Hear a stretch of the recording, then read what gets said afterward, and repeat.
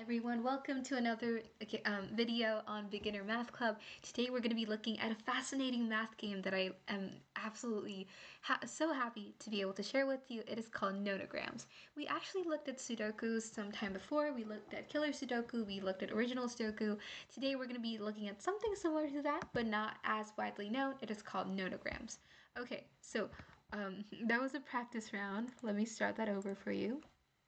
Okay, this is basically what a nonogram looks like. Pretty simple, right? Not that complicated.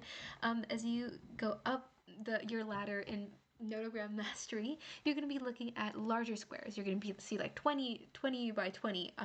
But 5 by 5 is basically the easiest, the most basic idea. And how you play the game is essentially the numbers here are the consecutive colored squares that you'll see. So the options that you have for each of these squares is either a color or a cross. And this cross basically is like no color. So you can color it or you can not color it, right? And so basically what you're trying to do is if this is a 3, you want to have a consecutive black square of 3 in it somehow. It can be like this, it can be like this, or it can be like this. But you want a consecutive row of 3 black squares together. And the numbers we see here like this is that you have 2 consecutive squares and then a blank and 2 consecutive squares. That's basically the idea. And so in some cases how you are supposed to put it is obvious, in some cases it won't be.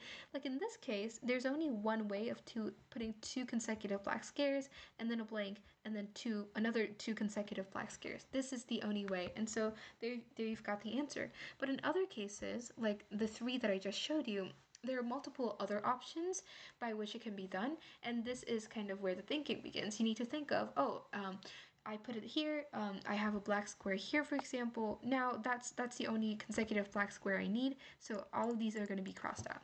Easy. I need a consecutive black square somewhere here, and then a blank, and then a consecutive black square here. And so I'm definitely going to have a blank here. Let's see, I need 4 consecutive black squares. If I had this should not be a black square, but it is. So I have to put it here. This is basically the idea. So you get this kind of format. Oh, I have my 2 consecutive black squares for this row. I can cross that out. I also have my 2 consecutive black squares for this row. I can cross that out. I need 3 consecutive black squares. The only way I can put it in this kind of situation is up here, like that. Oh, I only have one place to put my black square in, here. I only have one place to put my black square in, here. And that's basically how you play it. And then as you get better and better, you'll see this kind of format, for example. Yeah, and this is also very interesting because in these cases, what you need to do is look at the largest number. What is the largest number here? 8. 8 is going to be your guiding block. And so essentially what you're going to do, you're going to think about the possible ways you can you can put black. You can do this, or you can do this, or you can do this. What's interesting here is that regardless of where you put it, certain black squares are going to be filled out. If you know what I mean, it's that essentially even if you put it like this, these 4 squares or even these 5 squares don't seem to be moving regardless of where I put my other black squares. The variation only occurs in these side 2 squares, and so these squares are always going to be filled out regardless of what happens to these other rows. And so this is the kind of idea that you're going to be listening to. You're going to think, oh, regardless of where I place my black squares, these squares must be filled out in order for me to have 8 consecutive squares in this row. Okay, that's easy. And then I look at this row, right? I need 3 consecutive black squares, a blank of some sort, and then another 3 consecutive black squares. Because I have one here, it must be this, and I must have a blank there. Because I have a 2 here at the end, I must have this, 2 consecutive black squares, and then a blank here.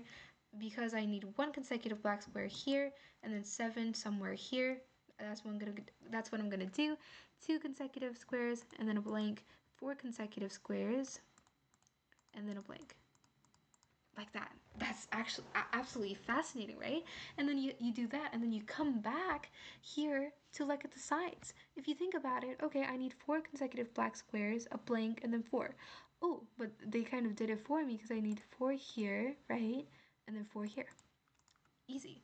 And then I look at this row again. Okay, I need 3 consecutive black squares on the bottom, so do this. And obviously these are in order, so you don't need to think about like, oh, what if it's like 2 and 3 flipped or anything like that. It is set for you. We also have here 3 consecutive black squares, some blanks here, and then 3 consecutive black squares here. Let's see, some of these are not set. For example, it says I need 3 consecutive black squares. It could be here, it could also be like here, it could also be here. So we don't know about any of that. Let's see. Let's see what we can do now. Okay, it says I need 2 consecutive black squares and the other ones are 1. And so these 2 must be my 2 consecutive ones. And so I can just cross these out. And then I'll have some 1s up here. Okay, that kind of helped me with the A too, because I can't have any here. These 2 must be the squares that I fill out, and that's the one I cross out. This is the kind of way that you reason as you play Nonograms. I'll just finish this game with you real quick, and then you can go on to play your own game. It's absolutely fascinating. Really one of my favorite games because it just provides so much thought, even more so than Sudoku in some ways. But yeah, okay. So with the 4s, you see that you need 4 consecutive black squares. We have 3 here, so these 2 must be filled out. And then all the rest of these are crossed out because we already have our 4. And then we have the 3 consecutive black squares needed here. Cross that out. Let's see.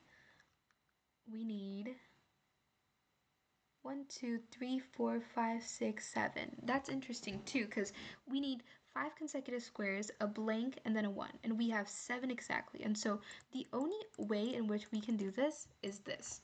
There is no other way in which we can have that format. Okay, we have that figured out. So that's going to be easy now, because we have the 1 consecutive one needed here. Cross that out.